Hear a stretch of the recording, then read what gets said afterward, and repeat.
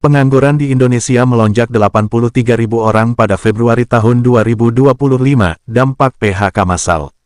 Badan Pusat Statistik BPS melaporkan lonjakan jumlah pengangguran di Indonesia sebesar 83.450 orang per Februari tahun 2025, mencapai total 7,28 juta orang. Angka ini meningkat 1,11% dibandingkan Februari tahun 2024 yang tercatat 7,20 juta orang. Kepala BPS, Amalia Adininggar Widyasanti, menyampaikan bahwa kenaikan ini sejalan dengan maraknya pemutusan hubungan kerja PHK yang terjadi belakangan ini. Fenomena ini mencerminkan tantangan ekonomi yang kian kompleks di tengah dinamika pasar tenaga kerja. Kenaikan angka pengangguran ini tidak terjadi secara tiba-tiba. Menurut Amalia, laju pertumbuhan pengangguran dipicu oleh PHK di berbagai sektor, terutama industri yang terdampak perubahan ekonomi global dan domestik. Sektor manufaktur dan jasa, misalnya, menghadapi tekanan akibat penurunan permintaan dan kenaikan biaya operasional.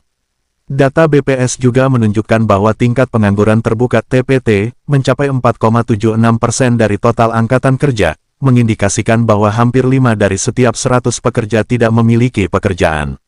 Dampak PHK tidak hanya terlihat pada angka pengangguran, tetapi juga pada kualitas hidup masyarakat.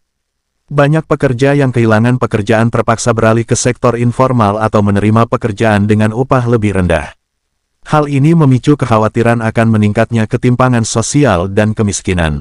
Pemerintah, melalui Kementerian Ketenagakerjaan, telah berupaya menangani masalah ini dengan program pelatihan kerja dan bantuan sosial, namun tantangan besar tetap ada di depan mata. Di sisi lain, beberapa ekonom menilai bahwa kenaikan pengangguran ini juga dipengaruhi oleh perlambatan pertumbuhan ekonomi di beberapa sektor kunci. Misalnya, penurunan ekspor komoditas dan investasi asing turut memperburuk situasi.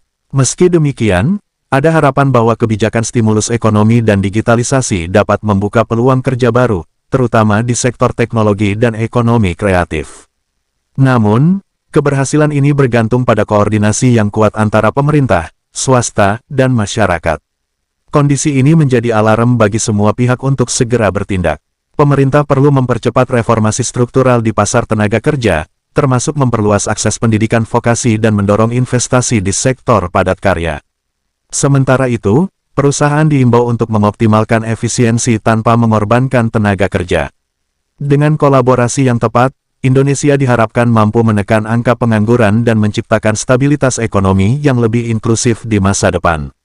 Dibanding Februari tahun 2024, per Februari tahun 2025 jumlah orang yang menganggur meningkat sebanyak 0,08 juta orang atau 83.000 orang yang naik kira-kira 1,11%, ungkap Kepala BPS Amalia Adininggar Widyasanti dalam konferensi pers, Senin, tanggal 5 Mei tahun 2025. Ini sejalan dengan banyaknya pemutusan hubungan kerja belakangan waktu. Bagaimana menurut pendapatmu kawan? Semoga kalian tidak termasuk salah satu yang di PHK.